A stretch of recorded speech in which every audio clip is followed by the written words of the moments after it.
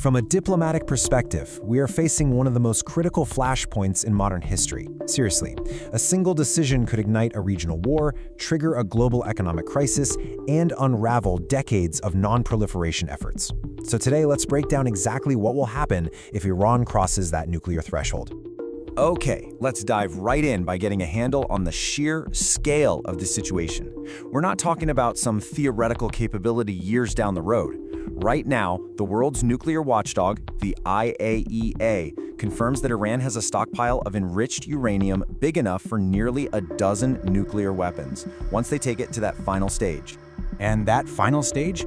Well, that could happen frighteningly fast. According to US intelligence, the breakout time, the time needed to produce enough weapons-grade uranium for a single bomb, is now less than a week. The technical barriers have, for all intents and purposes, vanished. To put this into perspective, Iran's current stockpile is a staggering 40 times the limit that was set back in the 2015 nuclear deal, the JCPOA. This isn't just a minor breach of an agreement, it's a complete demolition of those limits, and it puts them right on the nuclear doorstep. So here's the bottom line. This isn't some distant threat. It is an immediate crisis. The consequences if Iran makes that final call to build a weapon, well, they won't be contained. It would trigger a rapid, violent chain reaction that would set the entire region on fire. So, how did we get here? How did we get to this incredibly precarious point? To really understand what's happening, we need to quickly trace the key steps that brought us to the brink.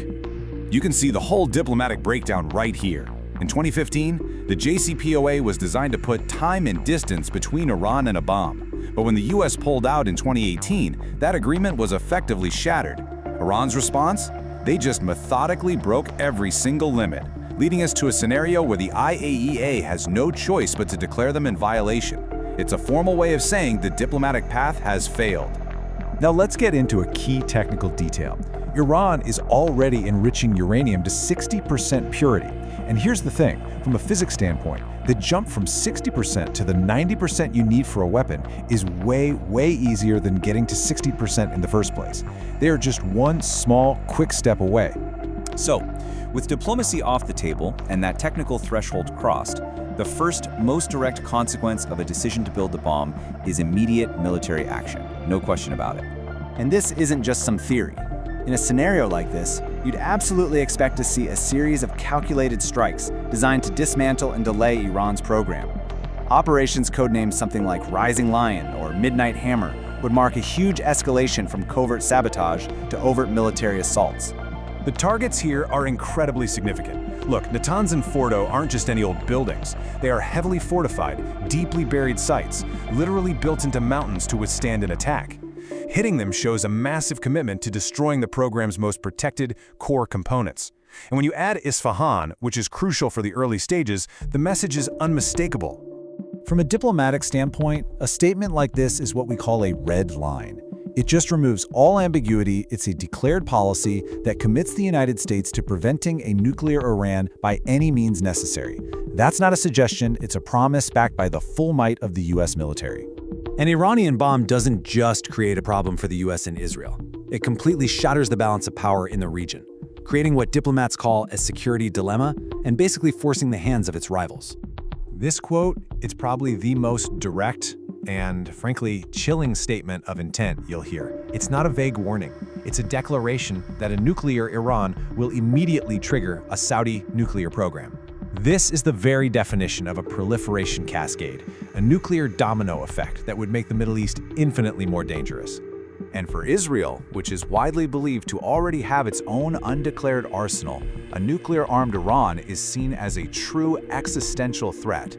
This just raises the terrifying possibility of miscalculation. I mean, in a direct conflict between two nuclear-capable states, a conventional war could escalate to a nuclear exchange with unimaginable speed. The fallout from a regional war like this? It would not be contained. The shockwaves would immediately trigger a global crisis on multiple fronts, starting with the world's energy supply. This number right here represents one of the most fragile choke points in the entire global economy. 20% of all the world's seaborne oil passes through the Strait of Hormuz, a narrow waterway that Iran has, time and again, threatened to close if there's a conflict. And this chart just lays out the economic stakes perfectly. If that strait gets shut down, even for a short time, oil prices would absolutely skyrocket, almost certainly triggering a global recession. Every single one of us would feel that impact at the gas pump, at the grocery store, everywhere. Ultimately, this kind of event shatters the global order. The Non-Proliferation Treaty, which has been the cornerstone of preventing the spread of nukes for over 50 years, would be crippled.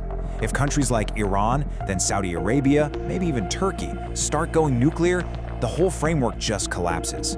And the risk of those weapons falling into the wrong hands, it increases exponentially. So this all brings us to the central question.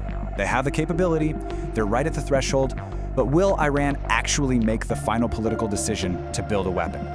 This really illustrates the deep conflict happening inside Iran right now. On one side, you've got this long-standing religious decree, a fatwa against nuclear weapons. But on the other, you have these rising hardline voices facing extreme military pressure, who are now arguing that a bomb is the only thing that can guarantee the regime's survival. It's a classic battle between ideology and raw strategic necessity. So from a diplomatic standpoint, what we're witnessing is a moment where the entire strategic balance of the region, and really the world, is hanging on this one decision. The ongoing conflict is designed to force Iran's hand. Either they dismantle the program or they cross that threshold and face absolutely everything that comes with it. The answer to this question, well, it isn't in a history book. It's being written right now in the skies over those nuclear facilities and in the strategic command centers in Tehran, Tel Aviv, and Washington. The entire world is holding its breath as the Middle East stands at a nuclear crossroads, and we're all left to wonder about the consequences of the path they choose.